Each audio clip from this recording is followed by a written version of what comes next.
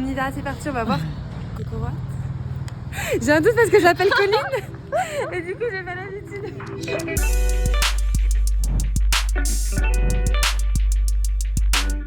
Hello Colline, c'est nous. C'est trop beau. Waouh. Voilà, bienvenue dans l'atelier.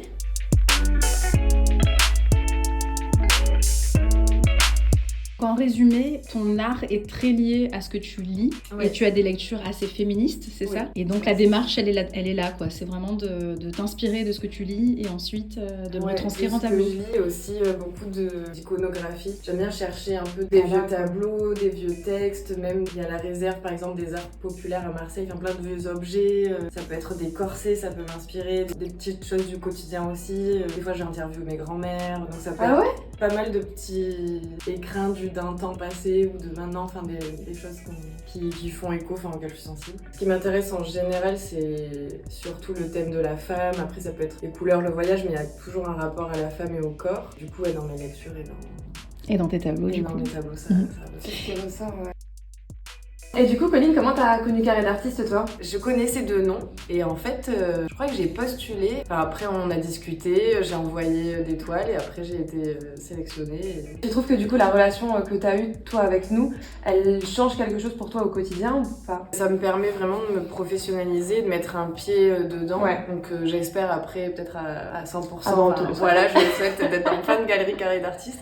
Mais ouais, à me professionnaliser. Et puis, il y a une production, même si elle est importante. Donc ça demande de l'organisation parce qu'il faut quand même peindre beaucoup d'œuvres et tant mieux parce que ça veut dire aussi que ça plaît. Mais donc ça me met une routine aussi et aussi les échanges avec la galerie. Donc pour l'instant je suis à Paris et bientôt à Sedona. Et les échanges avec la galerie sont super. Je pourrais peindre tous les jours de ma vie sans jamais m'ennuyer. Donc c'est pour ça que je me suis dit bon ça va. C'est beau ça comme phrase. C'est la première fois que je vois un montage de châssis. Et c'est ça que j'aime dans la peinture à l'huile. D'un côté artisan que j'aime beaucoup, même pour le médium, il faut mélanger son huile, la térébenthine, avoir un peu son bon mélange, nettoyer ses pinceaux, avoir la toile bien tendue ou pas. Et puis au début, c'était une cata, enfin il y a vraiment un coup de main à prendre. Un coup de main à prendre. Donc là, je vais là. Donc j'utilise pour faire du fond de l'acrylique et surtout des bombes de graphe. Donc là en fait j'ai pris la galerie de Sedona m'a envoyé un peu des palettes de couleurs. Ah génial. Ok. Pour faire un peu mon travail Lost in Translation. Et donc je pense que je vais partir sur celui-là parce que le lin il est un peu bleu. Donc voilà, pour faire le fond, normalement je mets un petit peu de musique et je me laisse porter. Mais je sais pas encore ce que je vais faire tu vois dessus. Ah donc, et comment tu commences alors? Est-ce que tu te mets en tête quelque chose? Oui, il faut. Obligatoirement. Sinon, c'est le meilleur moyen pour que le tableau ressemble à rien. Donc, il faut avoir une intention, il faut vraiment faut y aller quoi.